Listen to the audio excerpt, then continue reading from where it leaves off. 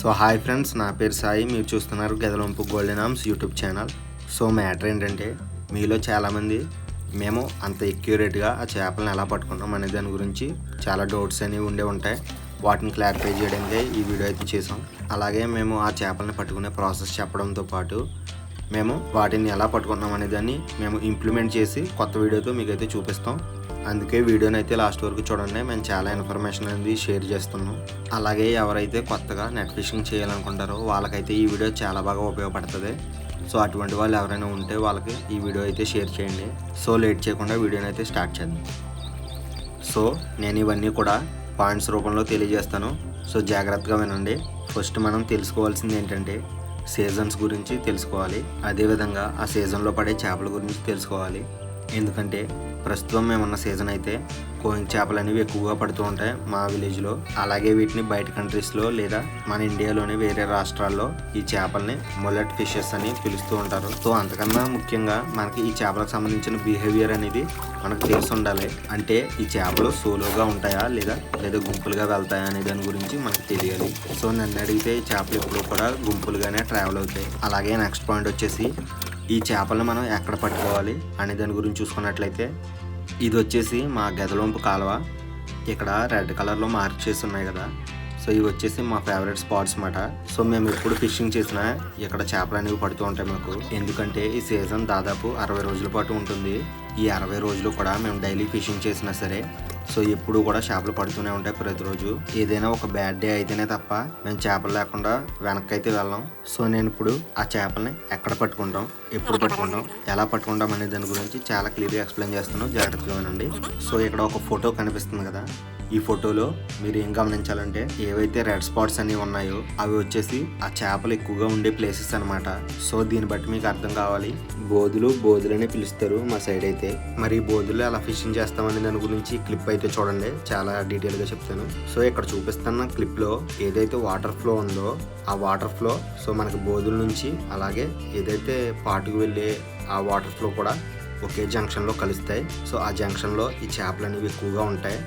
అలాగే ప్రతి బోధుల దగ్గర ఈ చేపలు అయితే ఉండవు. ఇవి వచ్చేసి ఎవరైతే చేపల చెరువులు చేస్తారో ఆ చేపల చెరువుల్లోకి ఫ్రెష్ వాటర్ అనేది పంపుతూ ఉంటారు.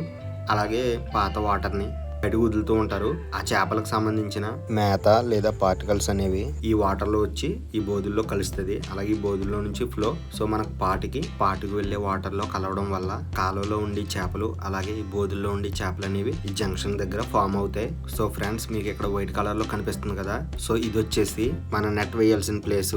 ఈ ప్లేస్ లో మీరు ఎగ్జాక్ట్ గా నేను చెప్తున్నట్టు వీలైనంత వైడ్ గా రౌండ్ షేప్ లో మీ వలన అనేది వేయాల్సి ఉంటది. సో అప్పుడే బెటర్ రిజల్ట్స్ అనేవి వస్తాయి. అలాగే ఎప్పుడు పడితే అప్పుడు వేస్తే ఈ చేపలు అనేవి మనకు పడవు. మనం ఓన్లీ పాటుకు మాత్రమే ఈ చేపలని పట్టుకోవడానికి వెళ్లాల్సి ఉంటది. ఎందుకంటే పాటుకు మాత్రమే మనకి నీటి మట్టం అనేది తగ్గుతుంది. సో దానివల్ల వల వేసిన వెంటనే త్వరగా కిందకి చేరుకుంటుంది. సో చేపలు తప్పించుకుంటాకి తక్కువ ఛాన్స్ అయితే ఉంటుంది. సో ఇది ఫ్రెండ్స్. సో మీలో ఎవరైనా సరే కొత్తగా ఫిషింగ్ చేసే వాళ్ళు ఫిషింగ్ గురించి నేర్చుకోవాలన్నా అలాగే బోట్ ఫిషింగ్ సంబంధించి నేర్చుకోవాలన్నా సరే సో మేమైతే క్లియర్ గా మా ఛానల్లో అయితే చెప్తాం. సో ఇప్పటి వరకు మేము చెప్పింది తెలియని వాళ్ళు సో ఇప్పుడు మేము చెప్పాం కదా, ఇదైతే ఇంప్లిమెంట్ చేయండి, మీకైతే బెటర్ రిజల్ట్స్ అయితే వస్తాయి. సో మీకు ఎక్కువ చేపలు పడే అవకాశం ఉంటుంది. అలాగే నేను ఇప్పటి వరకు చెప్పిందంతా కూడా మీకు ఒకసారి ఇంప్లిమెంట్ చేసి ఒక వీడియో క్లిప్ తో చూపిస్తాను, చూడండి.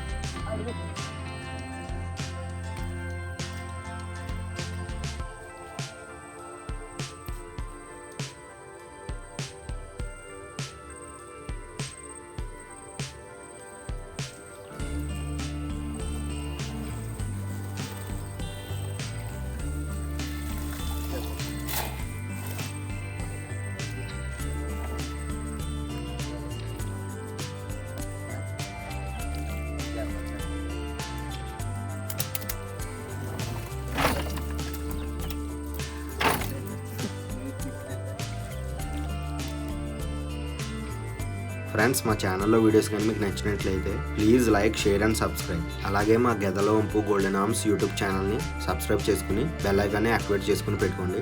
దానివల్ల మేము పెట్టే ప్రతి వీడియో కూడా మీకు నోటిఫికేషన్ రూపంలో అయితే వస్తుంది. సో ఈ వీడియోకి అయితే ఇంతే గైస్. ఇంకా మంచి వీడియోలతో మళ్ళీ కలుసుకుందాం. Take care, bye bye. అలాగే మీకు నేను చాలా యూజ్ఫుల్ ఇన్ఫర్మేషన్ అనేది చెప్పానని అనుకుంటున్నాను. ఒకవేళ మేము చెప్పింది కరెక్ట్ అనిపిస్తే ఇది తెలియని వాళ్ళకి ఈ వీడియోని అయితే షేర్ చేయండి. అలాగే మా ఛానల్ పైన మీ అభిప్రాయాన్ని కామెంట్ రూపంలో తెలియజేయండి.